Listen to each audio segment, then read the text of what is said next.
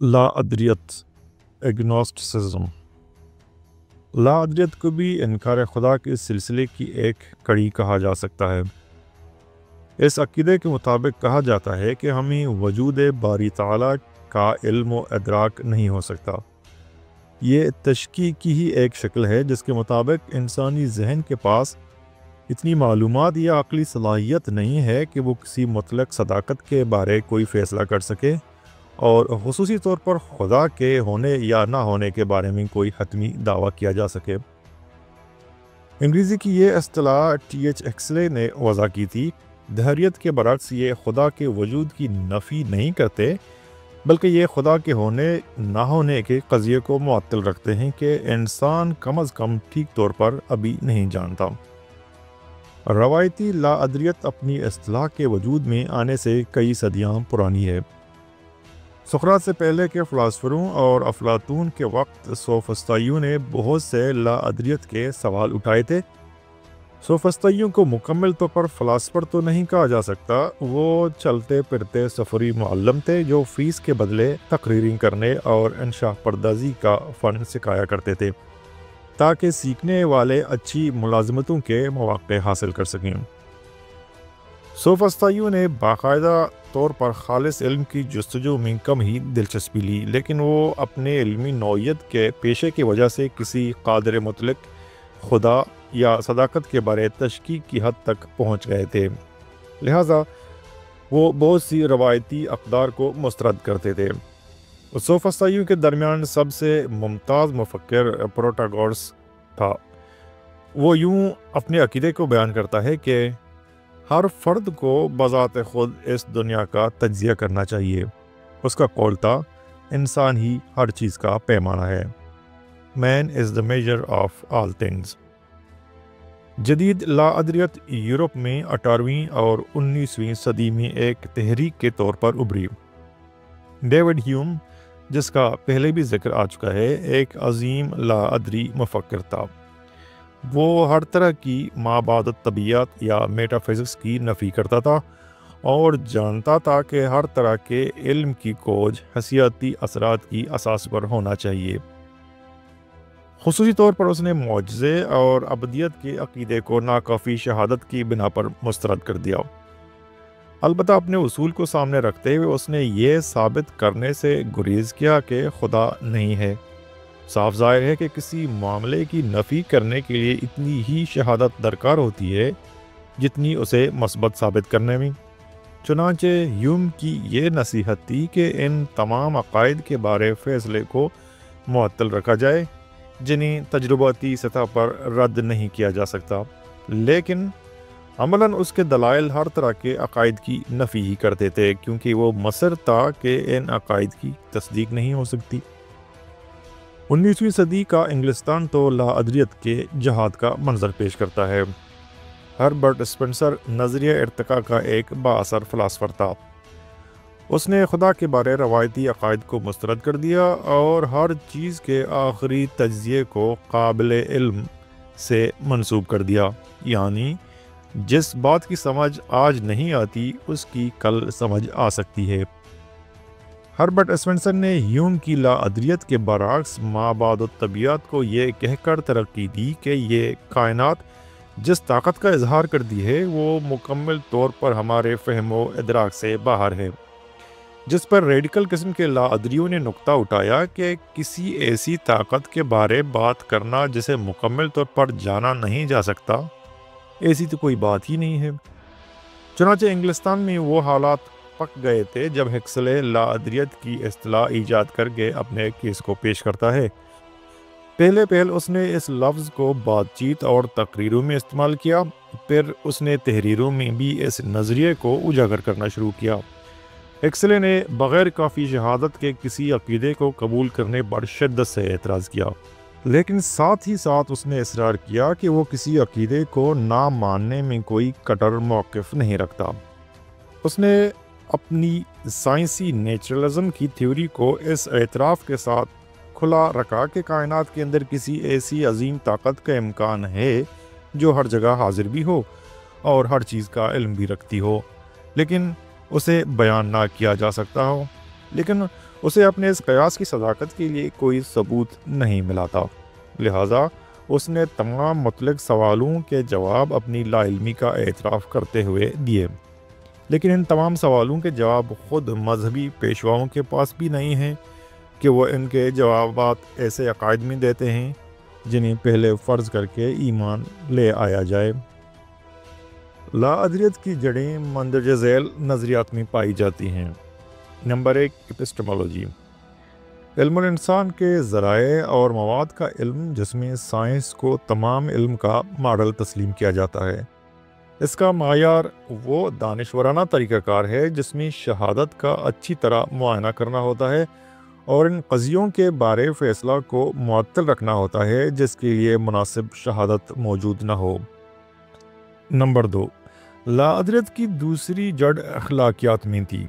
ایک لا ادری بھی اتنا ہی پرجوش ہوتا ہے اپنا فیصلے دینے میں جتنا کہ ایمان والا ہو سکتا ہے، لیکن وہ اسے غیر اخلاقی حرکت سمجھتا ہے کہ وہ اس بات پر ایمان رکھے جس کی حمایت کے لیے مناسب شہادت اور کافی ثبوت موجود نہیں ہے۔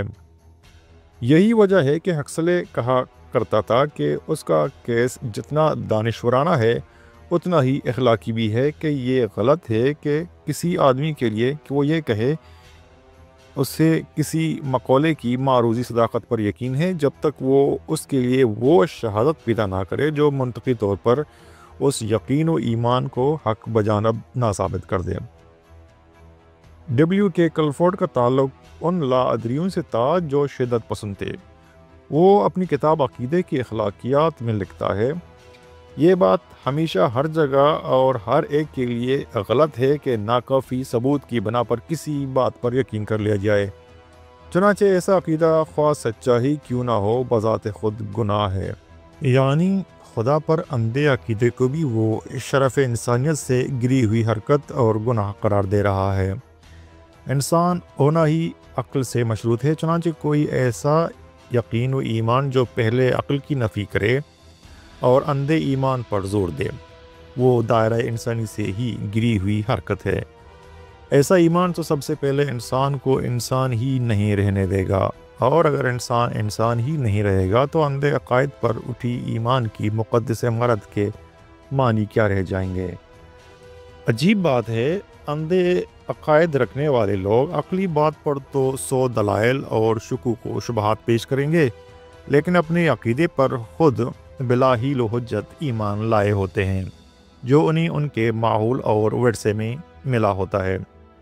لا ادریت کی اٹھان اس ماحول میں ہوئی تھی جب کائنات کا سائنسی علم انسان کو اس حد تک ہو گیا کہ مروجہ مذہبی عقائد کے پاس اپنی صداقتوں کو منوانے کے لیے اس وقت کے انسانی شعور کے مطابق دلائل اور ثبوت موجود نہیں تھے۔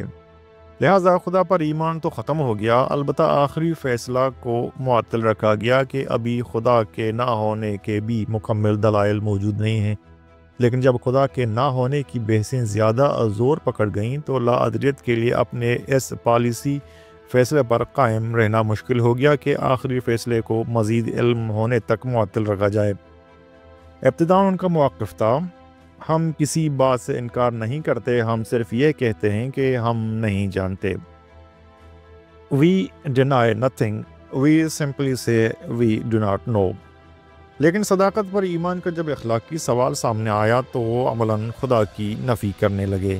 اب ان کا موقف تھا، ہم نہیں جانتے لیکن ایمان لانا بھی غیر اخلاقی حرکت ہے۔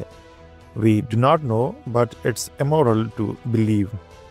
یعنی جو لوگ بنا تصدیق خدا پر ایمان رکھتے ہیں وہ غیر اخلاقی عمل کے مرتکب ہو رہے ہیں۔ امریکی ماہر نفسیات اور فلاسفر ولیم جیمز کا کہنا تھا کہ لا ادریوں کا خیال جذباتی امر تھا، نہ کہ سائنسی فیصلہ۔